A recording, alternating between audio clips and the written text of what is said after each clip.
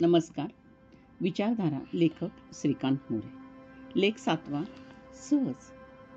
सहज याला जीवन एसेना. हे अव्यक्त भाव किती सहज आपण उच्चारतो. जीवन पाणी, जीवन जगणे, जीवन जन्म मृत्यूपासून लांबी रुंदी नाही, खोली मोजणे नाही, आकार याला द्यावा तो ओंकार. नेमके जीवन म्हणजे काय हो असो. आपले आपणच ठरवतो, अर्थ आपणच लावतो.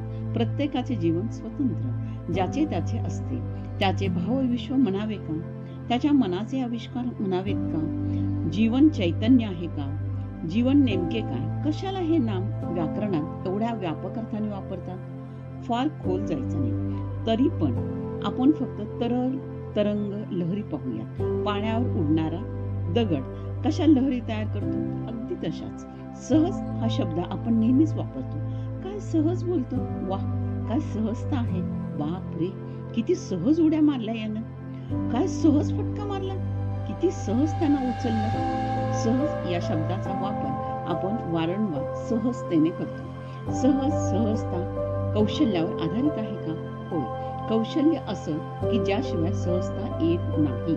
कौशल्य हा सहजतेचा पाया आहे. चांगले वाचन, मनन, चिंतन, अभ्यास, सराव आणि मग सहज बोलणे, सहज धावणे, सहज एखादी गोष्ट विश्लेषण करणे, सहज पचवणे आणि हो सहज फसवणे सुद्धा. सहजता बुद्धिमत्ता यावरील अवलंबून आहे. बुद्धिमान व्यक्ती सहज गप्पा कोणत्याही विषयावर मारू शकतो आणि सहज लिहूही शकतो.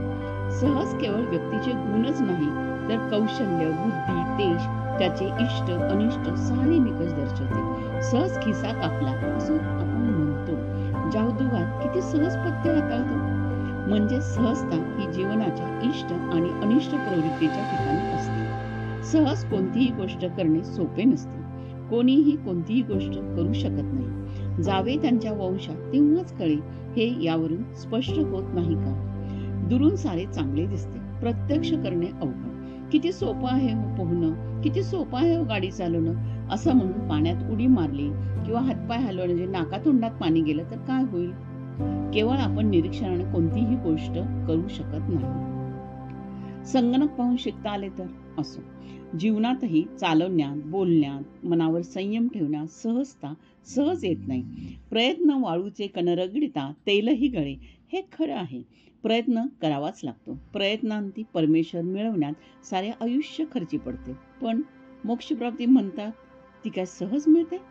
अध्यात्म हा इथे विषय नाही.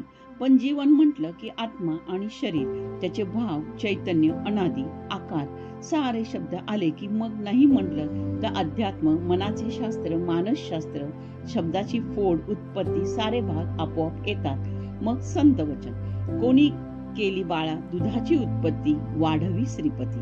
आपोआप येते मुखी उस डोंगा, परी रस नव्हे डोंगा. हे जसे खरे आहे तसे सहज सुंदर चित्र काढताना फिरणारा हात आपण पाहतो. परंतु सर्वांनाच असं सुंदर चित्र काढता येत नाही.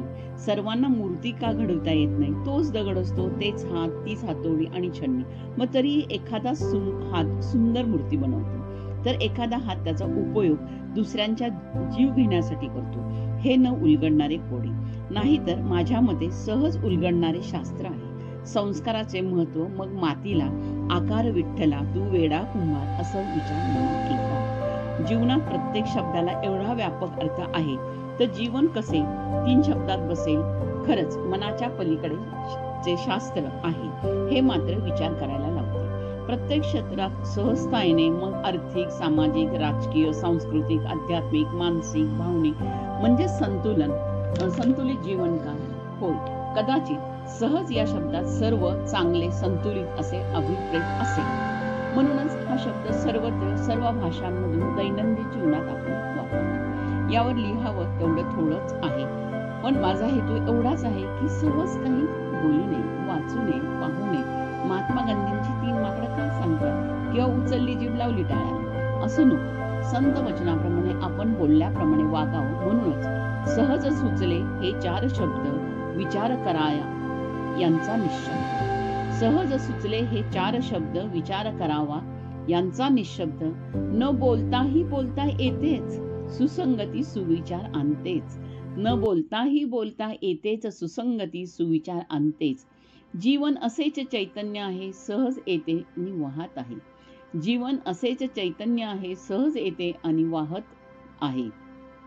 थांबता थांबविता येत नाही, कालचक्रावे म्हणावे तेही नाही. थांबता थांबविता येत नाही, कालचक्र म्हणावे तेही नाही. येते मात्र प्रवाही वेगवान, असते तेही गतिमान.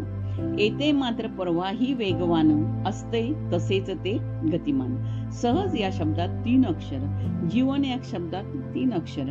दोन्ही बाबत लिहिताना जीवन सहज एका नाण्याच्या 2 बाजू आहेत का जीवनाच्या अगणित पैलूंपैकी एक चांदणी, सहजता एक तारा स्वयंप्रकाशित. धन्यवाद. आपला परिवार, मनोरमा परिवार.